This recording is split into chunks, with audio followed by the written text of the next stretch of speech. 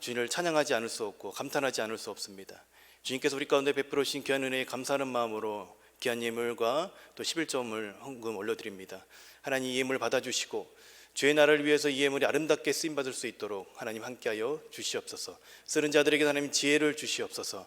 또한 하나님 말씀 가운데에 또 이 예배 시간 가운데에 우리 주님께서 함께하여 주셔서 정말 우리가 이 예배 가운데서 우리 주님이 우리 가운데 함께 계시다라는 것을 경험하고 갈 수 있는 귀한 시간이 될 수 있도록 하나님 함께하여 주시옵소서. 다시 오실 우리 주님 예수님 이름으로 기도 올려드립니다. 아멘. 네, 이렇게 저만 계속 바라보고 계시네요. 제가 연말에 인사를 드리고 이 자리에 설교하러 처음 이렇게 서 보는 것 같습니다. 저희 그 청지기 방에서 우리 목사님들과 이런 이야기를 하시는 걸 들어봤습니다. 저는 이제 처음 서서 잘 몰랐었는데요. 여기 강단에 설 때 우리 목사님들 안에서 분류가 되어집니다. 밑에 보면 이 단이 이렇게 두 개가 있는데요. 어떤 목사님은 한 개를 빼시고 서시고 어떤 목사님은 두 개를 다 빼고 서시고 하신답니다. 그래서 설교 직전에 올라오시면 그걸 빼신이라고 되게 분주하다고 하시는데요. 네, 저는 하나님의 은혜로 빼지 않고 잘 활용하고 서 있습니다. 무슨 말인지 모르신 분들은 집에 가서 곰곰이 생각하시 보시면 다 아실 수 있을 것입니다. 네, 여러분 기억하실지 모르겠지만 지난주 박전지 목사님께서 수요 예배 본문으로 사용하셨던 성경 말씀이 어느 구절인지 아십니까? 네, 보통 이제 이런 질문을 하면 청년들이나 학생들은 혹시 자기한테 물어볼까 고개를 떨구는데 우리 성도님들은 저를 바라보면서 네, 어서 말해주세요 이렇게 눈빛을 보내고 계시네요. 네, 바로 우리가 읽었던 본문 13절이 바로 전장이 12절까지 마태복음 5장 1절부터 12절까지 지난주에 말씀을 해주셨고 저는 거기에 이어서 13절부터 16절까지의 말씀을 여러분들과 함께 나누도록 하겠습니다. 제가 참 신기하고 좀 재밌었던 거는 한 성령께서 우리 가운데 역사하고 계시다라는 것을 볼 수 있었던 것이 제가 목사님과 어떤 본문에 대한 논의를 하지 않았는데 어떻게 이렇게 본문이 연결되게끔 동일한 본문이 준비되었을까, 참 하나님께서 어떤 말씀을 우리에게 주시길 원하시는 것일까 이런 기대가 되었던 기억이 있습니다. 네, 제가 간증하는 겁니다. 네, 오늘 이 마태복음 5장을 통해서 하나님께서 우리 공동체에게 어떤 말씀을 주시고자 하는지 함께 나눠보도록 하겠습니다. 제가 예전에 서울에서 사역을 할 때 일입니다. 지하철을 타고 이동하는데요. 유독 어떤 사람이 제 눈에 이렇게 들어왔습니다. 어떤 사람일까요? 네, 말씀을 해주셔야 됩니다. 어떤 사람일까요? 네? 예, 맞습니다. 예쁜 사람입니다. 예쁜 사람이 제 눈에 이렇게 들어오는 겁니다. 고맙습니다. 네. 그 예쁜 사람이 눈에 들어오시나 봐요. 네. 그런데요, 그 사람이 어떤 복장이었냐면요, 모자를 푹 눌러쓰고 얼굴에 마스크를 이렇게 낀 그런 모습을 하고 있었습니다. 여러분 상상해 보십시오. 만약에 여기 서 있는 제가 모자를 눌러쓰고 마스크를 얼굴에 두른 상태에서 여러분 뒤를 제가 쫓아가고 있다고 생각해 보십시오. 어떤 생각이 들 것 같습니까? 빨리 주머니에 있는 핸드폰을 꺼내서 신고를 해야 되나 하면서 걷던 걸음들이 더 빨라질 것이라고 여겨집니다. 그런데 제가 지하철에서 봤던 그 사람은 그렇게 가릴 것을 다 가리고도 빛나는 외모를 지녔었습니다. 제가 가리면 신고를 해야 할까 하고 오해를 받지만 그분은 가리고 있었는데도 그 외모가 너무 빛났습니다. 저는 그것이 너무 궁금해서 그분에게 다가가서 어떻게 그렇게 가릴 것을 다 가리고도 빛나는 외모를 지녔습니까? 라고 말을 하려고 그 여자분 곁에 다가가고 싶었으나 용기가 없어가지고 속으로만 생각했던 그런 기억이 납니다. 그 미모에 감탄하며 한참을 지켜봤던 기억이 납니다. 근데 여러분 오해하지 마십시오. 그 아주 총각때 아주 오래된 일이고요. 지금은 제 아내 장노을밖에 보이지 않습니다. 네, 제 아내가 어딘가에 듣고 있을 거니까요. 또 한 번은 인파가 많은 명동과 동대문에서 배우 이정재와 권상우를 제가 본 적이 있습니다. 수많은 사람들 속에서 홀로 빛이 나는 그 사람들을 보았습니다. 그 빛은 이 머리가 벗겨져서 나는 그런 빛이 아니었습니다. 위에서 나는 빛이 아니라 우리가 소위 말하는 후광이죠. 뒤에서 비치는 빛이 그들에게 비추는 것을 느낄 수가 있었습니다. 그래서 후광이 비친다라는 것이 저런 사람들을 두고 하는 이야기구나 라는 것을 알게 되었던 것이죠. 그런 사람들을 보면서 제 안에 드는 생각은 정말 클래스가 다르다라는 것을 보게 되었습니다. 그들을 보면서 제가 왜 연예인의 꿈을 꾸면 안 되는 것인지 절실하게 깨달았던 것입니다. 인생에 있어서 큰 깨달음을 이런 성경이 아닌 이정재를 보면서 제가 깨달았던 그런 추억이 있습니다. 자, 보세요. 그렇게 빛나는 외모를 지닌 이들이 그들의 외모를 아무리 숨겨도 숨겨지지 않는 연예인의 포스가 있습니다. 어딜 가나 사람들에게 주목을 받습니다. 그래서는 때로 은밀한 데이트를 하고 싶을 때에 머리에 모자를 쓰고 얼굴에 마스크를 가리워도 사람들은 그가 연예인이다, 누구다 라는 것을 금방 알아차립니다. 왜 그렇습니까? 클래스가 다르기 때문에 그런 것이죠. 오늘 본문을 자세히 들여다보면요, 숨겨지지 않는 외모를 지닌 그런 연예인과 같은 존재를 소개하고 있습니다.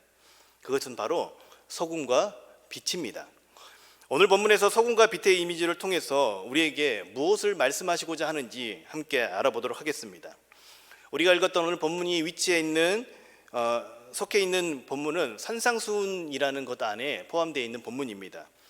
이 마태복음은 5개의 예수님의 가르침이 묶여 있는 그 강화가 있는데요, 그 중에 가장 유명한 강화가 산상수훈이라는 것이죠. 그 말씀 가운데서도 가장 중요한 그리스도인의 정체성이 어때야 하는지에 대한 그런 내용들이 잘 나타나 있습니다. 그리고 그러한 정체성을 가진 이들이 이 땅 가운데서 어떻게 살아가야 하는지에 대한 내용들이 오늘 본문에 소개되어 있는 것이죠. 그 내용을 설명하면서 예수님께서는 소금과 빛이 가지고 있는 이미지를 통해서 그리스도인이라는 정체성을 가진 이들이 이 땅 가운데서 어떻게 살아야 하는지에 대해서 알려주십니다. 소금과 빛, 우리에게 너무나 익숙한 단어입니다. 오늘 그 안에 어떤 의미가 내포되어 있는지 함께 알아보도록 하겠습니다. 먼저 소금에 대해서 알아보겠습니다. 이 부분에 있어서는요, 저희와 당시 예수님께서 살았던 지역과는 문화적인 갭이 좀 있습니다. 우리가 먹는 소금은 천일염이라고 부릅니다. 그 천일염은 염전에서 바닷물을 증발시켜서 얻는 소금 결정체를 말하는 것입니다. 우리 개념에서 소금이라는 걸 연상했을 때 떠오르는 것은 이런 하얀 쌀과 같은, 또 하얀 눈꽃과 같은 그런 소금이 떠오릅니다. 천일염은 그 안에 불순물이 거의 없기 때문에 그 소금이 녹으면 어떻게 됩니까? 완전히 짠맛을 내고 그 형태가 사라지는 것이죠. 버릴 게 없는 순수에 가까운 소금이 저와 여러분이 쉽게 접할 수 있는 천일염, 그 소금인 것이죠. 그런데요, 예수님께서 비유의 말씀 가운데 사용하신 소금은 우리가 알고 있는 그 천일염과는 조금 다른 소금으로 말씀을 하고 있으십니다. 사해바다 근처에서 채굴된 그 암염을 말씀하고 있는 것입니다. 이 암염이라는 것에는 불순물이 많이 포함된 소금입니다. 이렇게 설명해 볼 수 있을 것입니다. 돌처럼 생긴 이 소금이라는 것 안에는 짠맛을 내는 나트륨 이외에 다른 성분들이 같이 있는 소금이라고 할 수 있는 것입니다. 따라서 보관을 소홀히 하면 쉽게 녹아버리는 그 나트륨 성분이 녹아버려서 없어지고 소금의 결정체의 모습을 하고 있으나 이것은 더 이상 소금으로서요 짠맛을 낼 수 없는 그러한 소금을 말씀하고 있는 것입니다. 겉모습은 소금처럼 보이고 소금이라고 불리우지만 실제로 그것은 더 이상 짠맛을 내지 못한다는 것입니다. 왜냐하면 그 안에 내포되어 있는 짠맛을 내는 성분이 이미 다 녹아져 버렸기 때문에 그런 것이죠. 이것이 오늘 비유 가운데 나타난 맛을 잃은 소금입니다. 이런 소금은 길가에 버리워진다는 것은 당시 문화에서는 흔히 있었던 일입니다. 맛을 잃은 소금은 버리워지지만 소금이 소금으로서의 본질적인 역할을 했을 때에 소금은요 세상에서 유일하게 짠맛을 내는 존재라는 것입니다. 무엇이라고요? 유일하게 짠맛을 내는 존재라는 것이에요. 이를 통해서 세상을 더욱더 맛깔스럽게 하는 것이 바로 그 소금의 역할입니다. 여기까지 들으면 이런 질문이 생겨날 수 있을 것 같아요. 아니 목사님, 저는요 국을 먹을 때도 소금간보다는 간장으로 짠맛을 맞추는 것이 훨씬 더 맛있습니다. 이런 질문을 하실 수 있을 것입니다. 아니 된장도 짠맛이 나잖아요. 그런 이야기를 하실 수 있을 것입니다. 그런데요, 간장이나 된장, 그런 장에서 느낄 수 있는 짠맛은 어떻게 만들어지는 것입니까? 그걸 만들 때 그 안에 무엇을 넣습니까? 네, 그 안에 넣는 소금 때문에 짠맛이 나는 것입니다. 단맛은 설탕도 낼 수 있고 다른 과즙으로도 단맛을 낼 수가 있습니다. 그러나 짠맛을 낼 수 있는 것은 소금이 유일하다고 합니다. 그래서 소금은 짠맛을 내는 세상 유일무이한 존재라고 말할 수가 있는 것이죠. 자, 그 다음에 쓰시는 비유의 대상이 무엇입니까? 바로 빛이라는 것입니다. 빛은 어둠을 몰아내는 역할입니다. 여러분, 어둠이라는 것은 다른 표현으로 말을 하자면 빛이 없는 상태가 바로 어둠입니다. 지금 저기 방송실에서 이 조명을 다 끄면 이곳에 무엇이 생깁니까? 어둠이 자리하게 되는 것이죠. 그러나 이렇게 스위치를 켜고 빛이 들어오면 그 어둠은 어떻게 됩니까? 빛이 들어온과 동시에 순식간에 사라집니다. 빛과 어둠은 같이 그 한 곳에서 공존할 수가 없는 것이죠. 그렇기 때문에 이 빛이라는 것은 숨길 수가 없는 존재입니다. 예수님께서 이렇게 소금과 빛의 이미지를 통해서 우리에게 세상에서 소금처럼 유일무이하고 빛처럼 숨겨지지 않는 대상이 무엇인지 우리에게 밝혀주고 있습니다.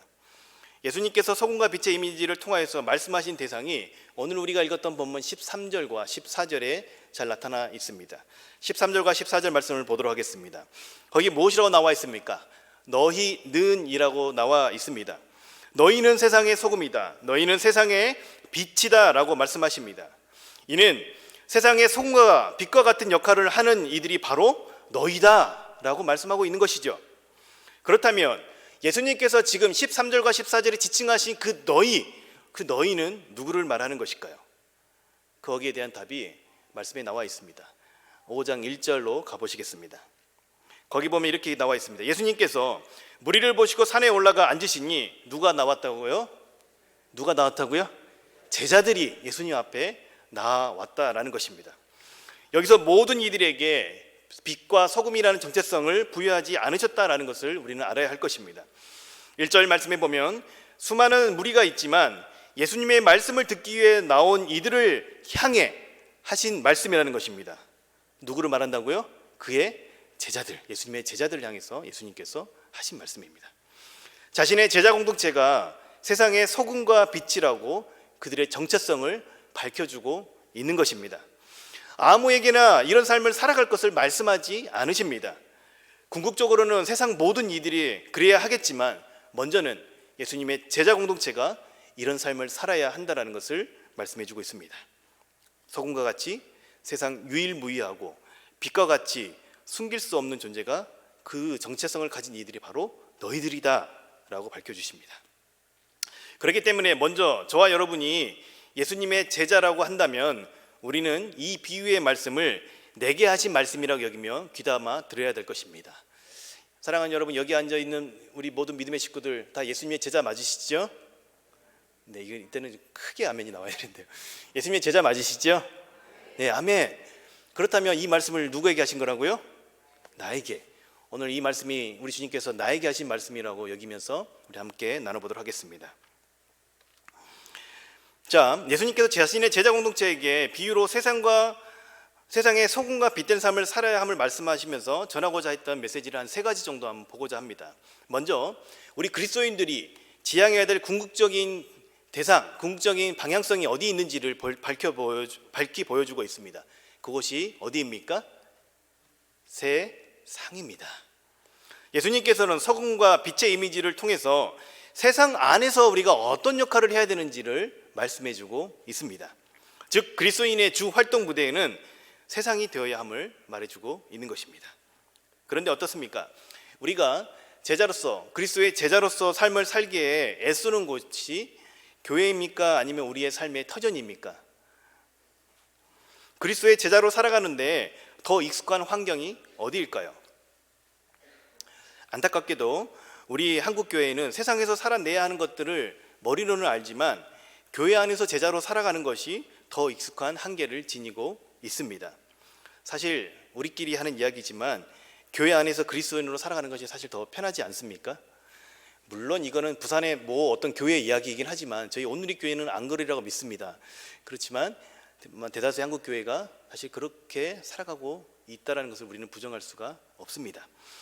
개인적 영성 형성과 개인의 구원에 대한 부분에 있어서는 우리가 열심을 내지만 정작 세상 안에서 우리가 어떤 모습으로 살아가야 하는지에 대해서 잘 고민하지 않습니다.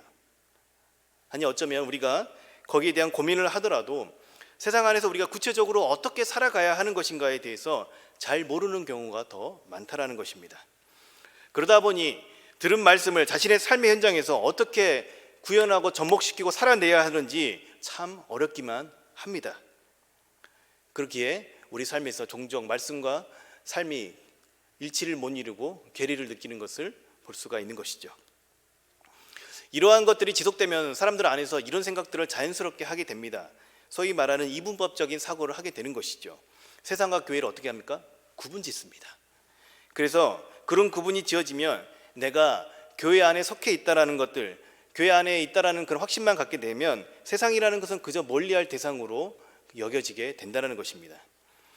그 결과 자연스럽게 우리 그리스도인들이 집중하는 것은 종교적인 열심과 개인의 구원의 완성에만 집중하게 되는 현상들이 종종 발생하게 되는 것입니다. 개인의 구원을 위해서 우리가 열심히 신앙생활을 하고 교회 안에서 열심히 우리의 영적 형성을 위해서 애쓰는 것들이 잘못되었다라는 것을 말씀드리는 것이 아닙니다. 세상을 향해서 아직 믿지 않는 이들을 향해서 나아가지 못하는 것들에 대해서 말씀을 드리는 것입니다. 그리고 교회 안에서 주어지는 안정감을 누리면서 그 안에서 열심을 내는 것을 말하는 것이죠. 그러나 사랑하는 여러분, 분명하게 기억하시기 바랍니다. 우리 주님께서 자신의 제자 공동체에게, 즉 저와 여러분에게, 그리스도인들에게 말씀하시기를 너희는 세상의 무엇이라고요? 소금입니다. 너희는 세상의 무엇이라고요? 빛이다. 그게 누구에게 하신 말씀입니까? 나에게 하신 말씀입니다. 세상의 무엇이다라는 것은 그리스도인들이 궁극적으로 삶을 살아내야 될 장소가 어디라고요? 세상이라는 말씀해주고 있는 것입니다. 거기서 끝이 아니라 세상에서 소금과 빛된 삶을 살아내야 함을 말씀해주고 있는 것입니다. 다시 한번요, 어디라고요? 세상 안에서요. 세상 안에서. 어떤 역할입니까? 소금처럼 유일무이하고 빛처럼 숨길 수 없는 그리스도인의 삶을 살아가라고 말씀하시고 계십니다. 그렇다면 세상 안에서 그리스도인의 삶이 구체적으로 어떻게 드러날 것인가에 대한 고민을 하지 않을 수 없습니다. 만약 여기에 대한 답을 우리가 얻지 못한다면 우리는 여전히 교회 안에 남을 수밖에 없기 때문입니다. 첫 번째, 우리가 살아내야 할 현장인 세상이라고 말씀드렸습니다. 그러면 두 번째로 소금처럼 유일무이하고 빛처럼 감출 수 없는 존재로 세상 안에서 우리가 어떤 역할을 해야 되는지 한번 알아보도록 하겠습니다. 자, 유일무이하게 짠맛을 내는 소금의 이미지는 그리스도인들만이, 그들이 속해 있는 교회만이 세상에 유일무이한 대안이 될 수 있다라는 것을 상징하고 있습니다. 성경은 하나님과의 단절된 관계로 인해서, 죄로 인해서 우리가 살아가고 있는 이 세상 모든 것이 깨어졌다라고 말씀하십니다. 그래서 세상은 하나님의 창조 질서가 어그러져서 경제, 환경, 인권, 문화, 인간과의 관계, 그 모든 부분들이 다 깨어져 버렸습니다. 사람들은 그 안에서 대안을 찾고 답을 얻고자 하지만 세상은 여전히 혼란스럽고 아픕니다. 여러 많은 실험들을 하지만 어떻습니까? 그 어떤 것도 완벽한 대안이 될 수가 없습니다. 그러나 하나님께서는 단 한 번도 자신의 창조 세계를 포기하지 않으셨습니다. 한 번도 자신의 창조 세계를 방치하지 않으셨습니다. 언제나 하나님의 창조 세계가 회복되기를 바라시는 것이 우리 하나님 아버지의 마음이십니다. 그리고 그 일을 누구를 통해서 하기를 원하십니까? 저와 여러분, 우리 인간들, 사람을 통해서 하시고자 했습니다. 그래서 하나님께서 한 사람을 부르시죠. 우리의 믿음의 조상이라고 표현되어 있는 사람이 누구입니까? 아브라함을 부르십니다. 그리고 그의 후손인 이스라엘 민족을 통해서 세상 회복을 꿈꾸셨던 것입니다. 하나님과의 관계가 회복된 사람들과 그 공동체를 통해서 하나님의 선한 다스림이 임한 개인과 그 공동체를 하나님이 어떻게 이끌어 가시는지 세상 가운데 보여주기를 원하셨습니다. 이를 통해서 우리 주님께서 원하셨던 것은 궁극적으로 온 세상이 우리 주님을 알고 우리 주를 보기 원하셨던 것이죠. 하나님이 죄로 인해 이 깨진 세상을 회복하시는 방법은 결국에 자신의 선한 다스림을 받아들인 사람들, 즉 자신의 백성들을 통해서 그 일을 이루시겠다라는 것이 하나님의 의지이고 구약부터 지금까지 이어진 하나님의 뜻입니다. 신실하신 하나님이시기에 여전히 동일하게 그 방법으로 세상을 회복해 가길 원하십니다. 자, 그런데요, 이 일이 구약을 통해서 보면 하나님이 택하셔서 세운 백성인 이스라엘의 반역으로 실패하는 것처럼 보입니다. 그러나 어떻습니까? 하나님께서 예수 그리스도를 통해서 그 일을 이어가십니다. 또한 그를 믿고 따르는 제자 공동체에게 이스라엘을 통해서 이루시고자 했던 그 세상 회복의 사명을 어떻게 합니까? 다시 부여합니다. 누구에게 그 사명을 부여하셨다고요? 예수님의 제자 공동체, 즉 바로 여기 있는 저와 여러분에게 동일하게 그 사명을 주셨다라는 것입니다. 그렇기 때문에 창조주 하나님께서 이 세상을 회복하실 때 쓰시는 대상이 바로 회복된 그리스도인들과 그들이 함께 모여서 공동체를 이룬 이 교회를 통해서 하나님이 그 일을 이루어 간다는 것입니다. 누구입니까? 바로 이 자리에 앉아있는 저와 여러분과 우리 온누리 교회를 통해서 하나님이 그 일을 이루어 가신다는 것이죠. 예수님께서 소금의 비유를 통해서 말씀하기 원하셨다는 것은 바로 저와 여러분 또한 우리 공동체가 세상을 회복하기 위해 하나님께서 세상에 주신 유일무이한 대안이라는 것입니다. 저와 여러분과 우리 공동체가 하나님께서 세상에 주신 대안이라는 겁니다. 이 세상을 회복할 다른 방법은 없습니다. 아무리 유명한, 아무리 훌륭한 지도자가 나타나도 세상을 회복할 수 없습니다. 하나님께서 세상을 회복하기 위해 세상의 대안으로 삼으신 것은 저와 여러분, 우리 그리스도인의 공동체, 이 교회를 통하여서 그 일을 이루어 간다는 것입니다. 왜냐하면 우리 그리스도인들만이, 교회만이 세상에서 유일무이하게 하나님의 뜻을 따라 살아갈 수 있고 그 뜻을 이 땅 가운데 구현하고 드러낼 수 있는 존재이기 때문에 그런 것입니다. 이것이 세상 안에서 소금으로서의 우리 그리스도인들의 모습입니다. 이를 통해서 우리가 세상에 어떤 위치 가운데 있는지 조금 보이십니까? 저와 여러분이 세상을 향해 나아가지 않는다면 세상은 끝을 알 수 없는 악으로 가득하게 되는 것입니다. 하나님 없는 세상은 소망이 없습니다. 허무에 굴복한 삶을 살아갈 수밖에 없는 것입니다. 우리 그리스도인들이 교회가 침묵하면 그 누구도 세상을 회복할 수가 없습니다. 왜 그렇습니까? 왜요? 왜 그러냐면 하나님께서 쓰시는 방법이 바로 우리 그리스도인들과 교회를 통해서 세상을 회복하시기 때문에 그런 것이죠. 이 일을 위해서 하나님께서 저와 여러분들을 미리 부르시고 세상을 향해 보내신 줄 믿으시기 바랍니다. 잊지 마십시오. 세상을 회복할 유일무이한 존재는 바로 저와 여러분입니다. 누구라고요? 네, 맞습니다. 옆에 사람 한번 보십시오. 너 하지 말고 나 이렇게 하십시오. 네, 내 경상 사투리 뭡니까? 내다. 네, 이렇게 한번 해보십시오.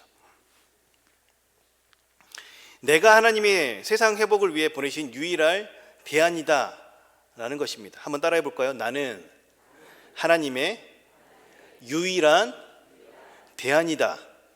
한번 더 해보시죠. 유일한에 좀 우리 강조를 둬서 한번 해보겠습니다. 나는 하나님의 유일한 대안이다. 자, 다음으로 빛을 통해서 전해주고자 하시는 메시지가 무엇인지 한번 알아보도록 하겠습니다. 감출 수 없고 대상을 비추는 존재가 그리스도인이라는 것입니다. 저와 여러분에게 주어진 사명이 무엇입니까?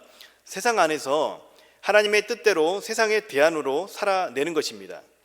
지금 살아가고 있는 세상, 자신이 경험하고 있는 세상이 전부라고 여기는 사람들에게 하나님을 믿고 따르며 그분의 성품을 담아내는 삶을 살았을 때에 그 하나님께서 우리를 어떻게 지키시고 인도하시고 책임져 주시는 그런 존귀한 삶이 있다는 것을 어떻게 해요? 세상에 드러내 보이는 거예요.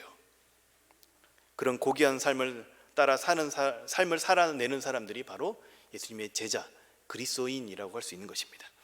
사랑하는 여러분, 그런 고귀한 삶은요 감출 수가 없습니다. 이것은요 드러내놓고 내가 예수 믿는 사람이야 라고 말하는 것을 그렇게 표현하고 다니는 것을 말하는 것이 아닙니다. 세상 사는 사람들이 모든 사람들이 느끼는, 스스로가 느끼는 각자 그 안에 한계들이 있습니다. 그 한계 안에서 사람들은 자신의 삶을 회복하고자, 자신의 삶을 반전하고자 하는 새로운 대안들을 찾고자 합니다. 그래서 때로는 상담도 하고 때로는 책도 읽고 다양한 시도들과 다양한 참여들도 합니다. 그러나 자신의 삶에 있어서의 대안을 발견하지 못한 사람들은 어떻게 살고 있습니까? 늘 다람쥐 쳇바퀴 돌아가듯이 하루를 그저 남들처럼만 살길 바라는 마음으로 그렇게 하루하루 시간을 보내면서 살아가는 것이죠. 그것이 바로 허무에 굴복한 삶의 모습입니다. 그런 그들이 자신의 삶에 뚜렷한 방향성과 선명한 정체성을 지닌 지닌 사람들이 살아가는 삶을 보면서 뭔가 다른 게 저 사람들 안에 있구나라는 것을 보게 되고 그들의 삶을 유심히 살펴보게 되어 있는 것입니다. 그런 그리스도인들이 선택하고 판단하고 행동하고 관계 맺고 사람들과 인격적인 소통을 누리는 모습, 그런 모습들이 그 사람들에게 숨길 수가 없다라는 것입니다. 그러한 세상과 다른 가치관, 즉 자신이 익숙한 가치관과 다른 가치관을 가지고 직업과 돈과 명예와 권력과 사람을 대하는 그리스도인들의 모습은 세상 안에서 어떻습니까? 감추어지지 않는다는 것입니다. 그때 사람들은 자신이 발견하지 못하고 해결하지 못해 허덕이고 있는 그 한계에 대한 답을 우리의 삶을 통해서 볼 수 있게 되는 것입니다. 그리스도인들이 하나님의 성품을 닮은 삶으로 그들을 비추었기 때문에 세상에서 찾을 수 없는 대안을 발견하게 되는 것입니다. 우리의 삶은 삶에 대한 대안을 찾고자 하는 이들에게 빛이 될 수 있는 것입니다. 무엇이 된다고요? 빛이 된다고요. 빛이. 그 빛은 어떻습니까? 숨길래야 숨길 수가 없는 것입니다. 여러분이 착한 행실과 세상과 다른 가치관을 가지고 살아가는 모습은 숨길래야 숨길 수가 없다라는 것입니다. 한번 이렇게 따라해 볼까요? 나는 세상을 비추는 존재이다. 나는 숨길 수 없는 존재이다. 그런데요, 예수님께서 우리에게 경고의 메시지도 함께 주시고 있다는 것입니다. 너희가 소금과 빛의 정체성, 너희가 정말 그런 존재이다라고 우리의 가치를 이렇게 높이 들려 올려 주시지만 그와 함께 우리에게 경고의 메시지도 같이 주고 있으십니다. 그리스도인이 소금과 같은 역할을 감당해야 하는 존재이지만 그 맛을 잃어버리면 쓸데없어져 버리워진다는 것입니다. 이것은 이렇게 설명해 볼 수 있습니다. 아까 제가 설명드렸던 그 배경을 다시 한번 기억해 보시면 좋을 것 같습니다. 분명 소금으로서의 모양은 지니고 있지만 여기서의 짠맛을 내는 나트륨이 녹아버리면 이것은 소금의 모양을 하고 있지만 소금이 아니게 되는 것이죠. 결국 버려지는 것입니다. 가치를 잃었기 때문에 그런 것이죠. 만약 저와 여러분의 삶이 세상에서 숨길 수 없는 착한 행실을 보이지 못한다고 한다면, 온갖 종교성만 가득 채워져 살아간다고 한다면 우리는 맛을 잃은 소금과 같게 될 것입니다. 세상 안에서 하나님을 드러내지 못하고 살아간다면 저와 여러분은 맛을 잃은 소금과 같다라는 것입니다. 이렇게 우리의 삶이 세상 안에서 맛을 잃지 않기 위해서는 세상에 우리가 유일무이한 존재라는 우리의 정체성, 우리의 가치를 절대 잊어서는 안 될 것입니다. 만약 내가 맛을 잃으면 세상의 대안으로서 유일무이한 존재가 사라질 수 있다라는 그런 정체성을 우리가 깨달아야 할 것입니다. 우리가 얼마나 하나님의 이 세상을 회복하는 데 있어서 중요한 위치에 있는지 잘 기억해야 할 것입니다. 우리가 그 맛을 잊지 않기 위해서는 어떻게 해야 되겠습니까? 결국에 회복된 하나님과의 그 관계를 잘 집중하고 그분의 성품을 우리 삶 가운데 담아내기 위한 집중력을 잃지 않아야 한다는 것입니다. 또한 14절 말씀에서는요, 세상에서 우리에게 주어진 사명의 구체적인 대상이 주어져 있습니다. 산 위에 있는 동네를 비추는 빛과 등불로 온 집안 사람을 비추는 빛이 이 14절 말씀에 기록되어 있습니다. 온 세상을 밝히는 빛은 교회 공동체의 사명을 의미하는 것으로 보여집니다. 교회는 세상 안에서 공동체적으로 하나님의 백성 공동체의 모습을 드러내 보일 수 있습니다. 교회가 세상의 빛된 역할을 감당해야만이 온 세상이 이 교회를 통해서 비추어지고 빛된 주님 앞에 나설 수가 있게 되는 것이죠. 반면 우리 개인에게 주어진 구체적인 대상이 있습니다. 15절입니다. 등불이 비추는 범위를 정확하게 밝혀주고 있는데요, 어떻게 되어 있습니까? 집 안 모든 사람에게 비추는 빛이라고 표현되어 있는 것이죠. 사랑하는 여러분, 한 개인이 미칠 수 있는 영향력이라는 것은요, 한정이 있습니다. 생각보다 그렇게 많지가 않습니다. 저와 여러분이 매일매일 삶 속에서 반복적으로 만나는 사람, 반복적으로 관계를 맺는 사람, 그러한 사람이 저와 여러분의 삶을 통해서 우리가 그리스도를 드러내야 될 대상이라는 것입니다. 그렇게 반복적으로 만나는 이들이 저와 여러분을 통해서 세상에서 발견할 수 없는 대안을 발견하고 세상에서 볼 수 없는 빛을 볼 수 있어야만이 그들이 우리를 통하여서 주를 보게 된다는 것입니다. 이번 주 담임 목사님께서 설교를 말씀하셨던 내용들을 한 번 더 기억했으면 좋겠습니다. 여러분, 저와 여러분이 한 사람을 1년 동안 품는 대상은 한 영혼이면 충분합니다. 우리의 삶을 통해서 그리스도를 드러내는 대상은 매우 구체적이어야 한다라는 것입니다. 한 사람, 한 영혼을 우리 마음속에 품고 그들에게 예수님을 믿는 삶이 어떤 삶인지 우리가 보여주어야 한다는 것이죠. 우리의 사랑의 대상은 늘 구체적이어야만 하는 것입니다. 저 멀리 있는 대상을 사랑한다는 것은 매우 쉽습니다. 그러나 우리 가까이에서 우리와 함께 매일매일 우리와 함께 시간을 보내는 그 사람들을 사랑하는 것은 그렇게 쉬운 일은 아닙니다. 그러나 우리가 직접적으로 영향력을 행사할 수가 있고 영향력을 끼칠 수 있는 대상은 그렇게 우리 가까이 있는 사람들입니다. 사랑은 구체적으로, 사랑의 대상은 바로 구체적이 되어야 하는 것입니다. 그 사람들에게 바로 우리가 등경이 되어서 비춰주어야 할 대상이라는 것이죠. 그렇다면 우리는 이런 고민을 또 한번 해볼 수 있을 것입니다. 우리가 숨길 수 없는 것은 무엇입니까? 라는 그런 질문이 생겨납니다. 세상 사람들은 우리의 무엇 때문에 매력을 느끼고 우리의 삶을 통해서 대안을 보게 되는 것일까요? 그것은 우리가 잘나서가 아니라, 우리가 선해서가 아니라, 우리가 뭔가를 뛰어나게 잘해서가 아니라, 우리가 그들에게 친절을 베풀어서가 아니라, 우리의 성품이 뛰어나서가 아니라 우리 안에 계신 하나님의 성품, 그리스도의 성품이 우리를 그렇게 달라 보이게 한다는 것입니다. 그리스도의 제자가 된다는 것은 그분을 내 삶의 중심 가운데 모시는 것을 말씀합니다. 이는 다른 표현으로 나를 그리스도의 인격과 성품으로 채워가는 것을 말하는 것입니다.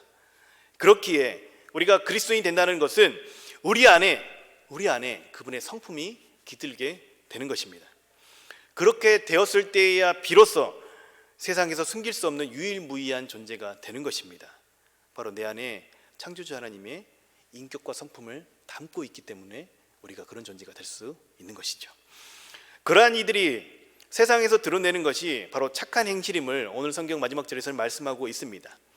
이 착한 행실이라는 것은요, 윤리적 기준에서의 어떤 착함을 말하는 것이 아닙니다. 물론 그 넓은 의미에서는 그것도 포함할 수가 있을 것입니다. 그러나 하나님과 회복된 관계 가운데 들어가 그분의 성품을 드러내는 것이 착한 행실이라는 것입니다. 이런 이들이 어떤 삶을 살아가겠습니까? 하나님의 성품을 그 삶 가운데 드러내는 사람들이 그 삶 안에서 어떤 삶을 살아가겠습니까? 하나님의 관점에서 선택하고 판단하고 행동하고 관계 맺고 인격적인 소통을 누리는 삶을 가치 있게 여기면서 그들은 살아가는 것입니다. 모든 것의 기준이 무엇입니까? 하나님의 말씀이고 기도 가운데서 하나님의 뜻을 분별하면서 살아가는 삶인 것이죠. 그런 삶은 어떻다고요? 숨겨지지가 않는다는 것입니다. 그렇게 세상과 다른 가치관을 가지고 자신의 직업과 돈과 명예와 권력과 사람들을 대하는 그리스도인들의 그 모습, 그들의 행위가 바로 오늘 성경에서 말하는 착한 행실일 겁니다. 세상 모든 사람들이 자신만을 위해서 살아가고 자신을 중심으로 판단할 때에 하나님의 뜻과 성품을 담아 판단하고 행동하는 그리스도인들의 그 모든 행위를 착한 행실이라고 말씀하는 것입니다. 선하신 하나님의 뜻이 저와 여러분의 삶을 통해서 드러나는 것이죠. 사랑하는 여러분, 우리가 살아가고 있는 세상 살만하십니까? 그러나 성경이 이 세상을 표현하기를 세상은 깨어져 있다라고 표현합니다. 왜냐하면 하나님의 창조의 질서를 어그러뜨리고 바꿨기 때문에 그런 것이죠. 그렇기 때문에 사람들은 다들 자신의 삶에 한계를 안고 살아갑니다. 괜찮은 척하고 살아갈 뿐이지 누구나 한계를 가지고 살아갑니다. 그리고 그런 한계를 넘어서고 싶어 합니다. 그래서 끊임없이 무언가를 시도하고 무언가를 도전하고 무언가를 향해서 나아갑니다. 그거라도 하지 않으면 인생이 너무 허무해질 것만 같기 때문에 그런 것이죠. 이것이 인생인가? 라는 그런 질문들을 늘 그 안에서 품고 살아가는 것이 우리 모든 인간의 고민이 아닐까 싶습니다. 그 해답을 얻을 수 있는 힘이 없는 것이 우리의 보통의 사람의 삶인 것이죠. 소위 말하는 세상 사람들이 살아가는 삶의 모습이 바로 이런 모습입니다. 그러한 이들에게 유일하게 삶의 의미를 발견할 수 있고 우리가 가진 한계를 극복할 수 있는 방법을 아는 사람들이 바로 그리스도인인 것입니다. 사람들은 삶의 대안을 찾고자 합니다. 사실 그 삶의 대안을 찾고자 하는 그 모든 행위들은 어쩌면 잃어버린 하나님의 흔적을 찾는 것이겠죠. 그런 사람들이 그리스도인들을 만나면 또한 그리스도인들의 삶을 보고 매력을 느끼는 것입니다. 왜 그렇습니까? 우리의 삶을 통해서, 저와 여러분의 삶을 통해서, 우리의 착한 행실을 통해서 하나님의 흔적이 발견되기 때문에 그런 것입니다. 이것이 우리가 진짜 그리스도인으로서 세상 안에서 소금의 정체성을 살아냈을 때에 세상 사람들에게 나타나는 반응인 것입니다. 또한 이것이 바로 우리 주님께서 오늘 이 제자 공동체에게, 이 제자 공동체뿐만이 아니라 지금 여기 앉아 있는 저와 여러분에게 요구하시는 모습입니다. 그리고 세상이 우리를 향해 기대하는 모습이기도 합니다. 사랑하는 여러분, 우리가 가는 곳곳마다, 저와 여러분을 통해서 가는 곳곳마다 분쟁이 끝나고 갈등이 해소되고 서로 사랑하며 존중함이 넘쳐나기를 축복합니다. 우리가 그리스도의 빛을 비추는 삶을 살 때에 이러한 일들이 일어날 것입니다. 왜 그러냐면 그리스도께서 이 땅 가운데 오셨을 때 바로 이런 일이 일어났기 때문에 그런 것이죠. 우리는 세상으로 부름받은 자들입니다. 저와 여러분이 어떻게 살아야 할 것을 고민하는 자리는 세상이 되어야 할 것입니다. 우리의 삶의 모습을 보고 반응하는 이들이 매우 구체적이라는 것을 절대 잊지 마시기 바랍니다. 이러한 우리의 정체성을 기억하고 우리가 살아갈 때에 비로소 우리는 그리스도의 제자라는 칭호를 받게 될 것입니다. 거기서 끝나는 것이 아니라 저와 여러분의 삶이 숨길 수 없는 유일무이한 존재로서 많은 이들에게 사랑받는 존재가 될 것입니다. 그리고 그러한 저와 여러분을 통해서 하나님께서 저와 여러분에게 맡기신 한 영혼, 그 한 사람이 우리를 통해서 주님을 알게 될 것입니다. 세상 유일무이한 존재, 숨길 수 없는 존재가 바로 저와 여러분입니다. 예수님께서 저와 여러분을 이렇게 부르십니다. 우리의 정체성을 기억하고 올 한 해 우리가 품은 한 사람을 우리 주님께 인도하는 우리 모두가 되기를 축복합니다. 아멘이십니까? 마지막으로 우리 한 번 더 하겠습니다. 나는 세상의 유일무이한 존재다. 나는 세상에서 숨길 수 없는 존재다. 이 시간 말씀을 붙들고 함께 기도하도록 하겠습니다. 내가 그리스도인으로서 세상에서 어떤 존재로 보냄을 받았는지 다시 한번 깨달을 수 있게 해달라고 우리 함께 기도했으면 좋겠습니다. 우리가 세상 안에 살아갈 때에 하나님 나라를 전하는 유일무이한 존재라는 걸 잊지 말고 우리 주님이 찾으시는 그 한 영혼을 품고 찾아가 우리의 착한 행실로 우리 주님의 빛을 전할 수 있는 우리 모두가 되게 해달라고 우리 주님의 이름 한번 부르고 함께 기도하도록 하겠습니다. 주여, 아버지 하나님, 우리 주님께서 우리 가운데 주신 귀한 사명 잘 기억하고 나가기를 원합니다.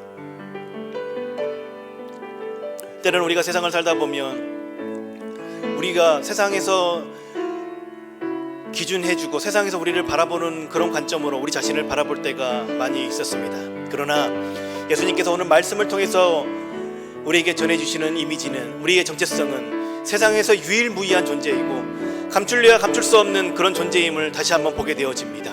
아버지 하나님, 세상으로 보내짐을 받은 우리가 어떤 모습으로 살아가야 될지 다시 한번 깨달을 수 있는 시간이 될 수 있도록 주님 우리를 붙드시고 역사하여 주시옵소서. 주 하나님, 우리가 우리 힘으로 살아낼 수가 없습니다. 그렇기에 이 시간 주의 성령께서 우리를 붙들어 주시옵소서. 살아낼 수 있는 힘과 능력과 담력을 허락하여 주시옵소서. 임마누엘의 하나님을 늘 기억하며 우리의 삶 가운데서 우리의 정체성을 잃지 않고 살아갈 수 있는 저희가 될 수 있도록 주님 붙드시고 역사하여 주시옵소서. 주님, 맛을 잃지 않는 소금이 되게 하여 주시옵고 그러기 위해서 늘 하나님과의 관계에 집중하며 정말 하나님의 기뻐하시는 뜻을 쫓아 살아갈 수 있는 저희가 되게 하여 주시옵고 말씀과 기도에 집중하는 삶을 살아갈 수 있도록 하나님 우리에게 삶의 지혜를 허락하여 주시옵소서. 그러한 우리의 삶을 통하여서 하나님을 모르는 많은 이들이 주님께 돌아오는 은혜가 있을 수 있도록 주님 도와주시옵소서. 우리가 마음속으로 품고 있는 한 영혼 한 사람이 올 한 해 주님의 품으로 돌아오는 은혜를 경험할 수 있는 귀한 시간이 될 수 있도록 주님 붙드시고 역사하여 주시옵소서. 우리 주님께서 우리에게 말씀하신 너희는 세상의 소금이다, 너희는 세상의 빛이다라는 그 말씀을 우리 가슴속에 잘 새기고 하나님, 내 자신이 그러한 존재라는 것들을 잃지 않고 나아갈 수 있는 저희가 되게 하여 주시옵고 주님, 그렇게 우리의 주님의 세상 회복에 우리가 함께 동참하여서 나아갈 수 있는 귀한 시간이 될 수 있도록 하나님 함께하여 주시옵소서. 주님 감사합니다. 우리 가운데 역사하실 주님을 기대합니다. 다시 오실 우리 주님 예수님 이름으로 기도 올려드립니다. 아멘. 다 같이 찬송가 505장 함께 찬송하시겠습니다.